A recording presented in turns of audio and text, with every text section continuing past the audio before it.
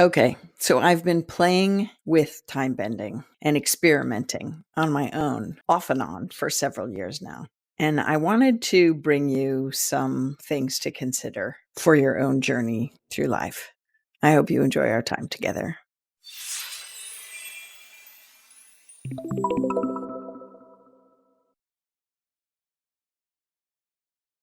Hello, and welcome to the Constance Messmer podcast. Thank you so much for tuning in. It's funny when you think of the concept of time bending, altering time for our own needs. We've seen it in movies. We've seen people go into the past or simultaneously experience this life and another life at the same time, all sorts of variations. And as you probably know, time is relative. So in our third dimension on this planet, we use time and we work around the theory of time, but some people like to see if they can play with it. Since in other realms of experience, like the whole concept of heaven or other spaces where spirit exists, there is no time. Time is relative to our planet.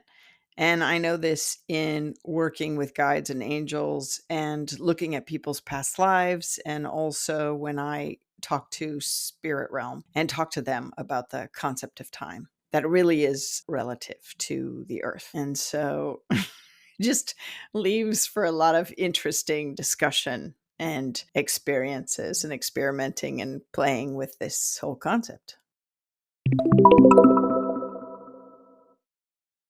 There are times when I need to speed up time or slow down time to fit my needs, and I wonder if you have done the same. So sometimes yeah, I hate to admit it, like if I'm in a line of people waiting on something and my time does not allow me to wait long, I work with time bending in a couple different ways. Now, you could either ask spirit to help speed things along, let no one get hurt, no one have issue, but could you speed this up? I'm working with a physical time constraint here on the planet. Or you don't have to ask for external help. You could just envision yourself getting through the line quicker and the line moving quicker based upon your needs. The second is a form of manifesting and allows you to remember you need to be in that space of asking and believing. To some people, that doesn't seem like time bending. Time has not changed, but I actually would disagree. I think that we've made it so that what seems to be something that could take some amount of time, we've shortened that time by changing the circumstances, which in my opinion is a little bit of what time bending is about. Who hasn't been running late for a very important meeting or a date or whatever, and you really wish you could slow down time or bend time? Like, gosh, if I just had 5 more minutes to get there, right? I am with you. I'm usually on time or a couple minutes late. And so I use time bending to slow down time to fit my needs all the time. I will recognize that I'm going to be, according to standards, 5 minutes late for a meeting. And I did this through two avenues. Just this morning, I was meant to meet a friend for a walk on Lambert's Cove Beach here in Martha's Vineyard. And those of you that know that beach, love that beach. It's lovely. And we were supposed to meet at 8:30. And I had things come up from Spirit where I was channeling notes, getting down what Spirit wanted to make sure I understood. And I said to Spirit, I'm going to be late if you keep this up. And they said, no, no, no, we'll sort it. So I did not hurry my time through the house. I finished everything I needed to do that was based upon my needs, got in the car, and I said, okay, this is going to be tricky. So I need you to grace me with 5 minutes or 3 minutes. It was something like that. I need to bend time to make this happen. Spirit's like, we got it. And I saw myself showing up at the beach by 8:30, but I just because I'm this way, I texted my friend and said, listen, I might be a few minutes late, not a huge delay, but I'm on my way and I'm really excited. And I let it go knowing that I would show up at 8:30. And I'll be darned, I pulled into the parking lot right at 8:30. It was brilliant. She was a couple minutes late. So it was perfect.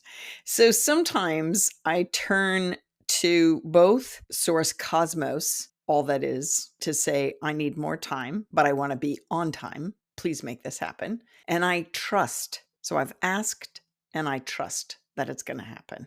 And sometimes when these miraculous things occur and time is meant for me and it slows down in some uncanny way, I just laugh because I'm like, wow, that's really cool. Now, sometimes when I've asked spirit to help slow it down to fit my needs and it comes through, then I definitely thank those spirit beings that have helped me, whether they're in charge of the time or whatever, those angels that are kind of monitoring the flow and function of quote unquote reality here on earth. I have no clue. I just ask and it is given.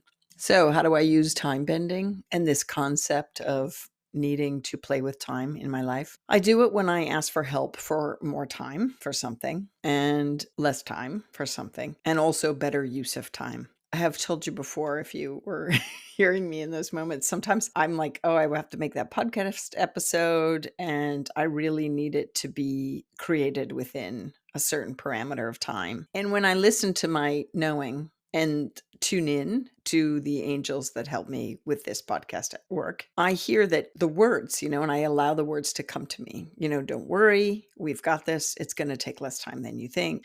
Now, of course, part of that with better use of time comes with me saying, help me use my time efficiently. And so when I plug into using time efficiently and I set it as an intention, either in the beginning of my day or within a task or within a conversation or a meeting, it is that intention that directs the flow of the energy to co-create it occurring, because we have free will and many things in life we can orchestrate. And so I just encourage you to experiment with that and those concepts this next coming week. Hey, as you follow my teachings, I've created this journal to be your companion. Your 11 Soul Senses is a journal for self-discovery. It's an invitation to deepen your connection to yourself and the world around you and others. This is a good thing. Your soul senses are experienced through your higher conscious awareness. Through them, you perceive the spiritual aspects of your environment, the energy patterns, vibrations, soul level experiences, and underlying feelings. I'm laughing because I'm reading a script and it's going a little slow for me. Fully tuning into your world in this way, you increase your awareness and you begin to live your unlimited potential. These are my words, but I had to write them down to remember them. This journal is for you to document your quest for self-discovery. This is a good idea. Definitions are in there to help you understand how you are perceiving through your soul senses. Don't forget, I'm all about contemporary language. Prompts and quotes that we've added guide and encourage you. The empty pages are there for extraordinary exploration as you connect with your own higher states of awareness. I think I moved my eyeballs away from looking at the camera. But listen, to get yours, I want you, I invite you, I'm encouraging you to head to constancemessmer.com and check out my shop. Listen, I did it for you. All this I do for you. You know that. I believe in you. You got this. Thanks for tuning in. Now, another way that you've heard me work with bending time is when I taught you about the Akashic records, or going into your past lives or your past in your childhood to look at, explore, reconcile, heal, and move on from events or experiences that you wanted to change or unravel so that they might have a different effect in your life now.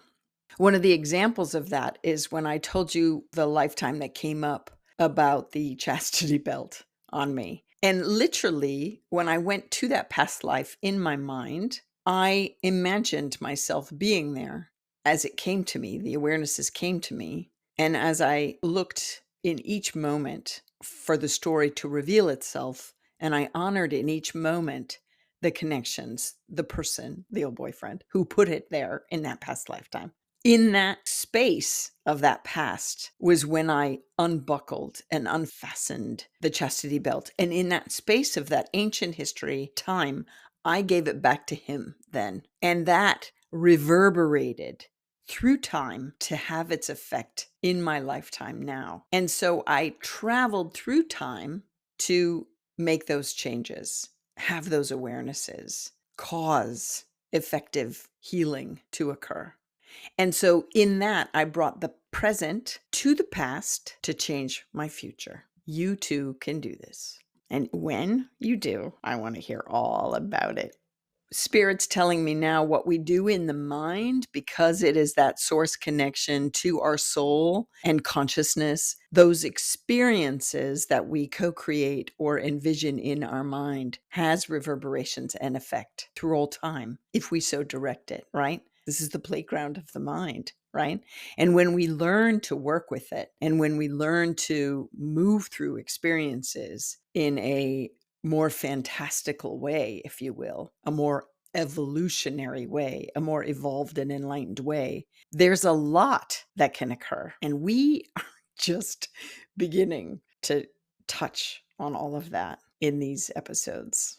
And so Spirit reminds me that the power of the mind is awesome and fantastic, but it is highly beneficial that you become astute in how you use it to create permeable, tangible, positive changes and reverberations through your life in the physical. One of those ways we've already spoke to, it's manifesting, right? It's recognizing in your life what you want to draw to you, asking and trusting and believing and letting it go and let it come. And so I want to just remind you the power of intention, the power of your mind, the awareness that we are much more than we may be discussing or living or experiencing in our day-to-day conversations, how the world is run. We are far greater than what we might be up to. And so a lot of my work is about awakening and about abundance and about soul awareness and connection to your higher self, to your wise self, to divine consciousness, to each other, to all that is, can bring you and does bring you to these greater planes of awareness. So I am thrilled that you might put some time bending experiences or concepts into a little bit of practice this week and play with speeding up or slowing down time to fit your needs. I always say, may no one else be harmed by this. I'm just trying to get what I need in this moment when I've procrastinated or had ill planning, but the longer and the stronger I grow into my higher self, the less that need applies, because we recognize there are times when we're waiting for other people to come on board, or we're waiting for other experiences to line up in the co-creation of our destiny or the co-creation of our desires and our heart's desires. And so sometimes, as much as we're time bending, they're kind of slogging through, and so we're waiting. But you can certainly say, help pick up the pace for all involved, help bring it to this higher plane, if it's for the highest good. So, my friend, I don't think time bending is a far-flung idea. I don't think it's only for the movies. There are many times when we're playing out past lives in this life, and there's times when we can travel through time in our mind and go to those past lives and make effectual changes, and the same with our future. When I work with my Reiki students, we learn this symbol that helps to heal past, present, and future. And we use it to send Reiki energy forward through time. We do the healing in the moment, but send it through time. And there is this coming together where the current time meets the future time in the now. Do you know what I love? I love that when my friend and I were walking on the beach, there was this incredible murder of crows, right? That's what you call a whole big flock of crows, a murder of crows. For the past 3 days in a row, there have been sightings by me. Three crows, three crows, three crows. And then today it was like this whole murder of crows. That was so fascinating to me. Crow energy is intelligence, teamwork, and transformation. And to me, it's always past, present, and future, right? And so I thought that this fabulous. I'm going to talk about time bending today. And there are the crows to kind of caw it out to me and remind me, you too have got this. Okay, my friend, have a wonderful week. I hope you experiment with time bending. I think you'll have a blast. Be sure to say thanks if you get that somebody's helped you. Hey, Constance Messmer here. I just want to do a shout out of big thanks to all the members. I am so grateful. And all the people dropping in and giving little donations here and there and super thanks and all that stuff. I really appreciate you. You members and you people contributing and subscribers are what helped me bring this content to everyone, really. They both contribute to the cost of production, and I am definitely grateful for that. This stuff is not cheap to put out. Oh my God. Oh my God. So every little bit helps, and I am filled with gratitude that you're stepping up. I am not necessarily a joiner, not usually, but there are environmental issues and other organizations that I do belong to and I contribute to because I like to see them persevere. And I'm hoping you feel the same about this work. I hope you put it into practice in your life. That's another way that you could spread this work and help change our world, which is what I think it ultimately does. As you know, I think if everyone tuned into their soul senses, the world would be a much better place. So when you subscribe, it's a big yes vote for the content, and it helps spread the work across the planet. So when you put the lessons into practice and subscribe and like and share, you help me help you carry the lesson beyond you and me. And I am just really grateful. Legally speaking, this podcast is presented solely for educational, spiritual, and entertainment purposes. It is not intended as a substitute for medical diagnosis, treatment, or the advice of a physician, psychotherapist, or other qualified professional. You should not use this information to diagnose or treat a health problem or condition. Always check with your doctor. Thank you.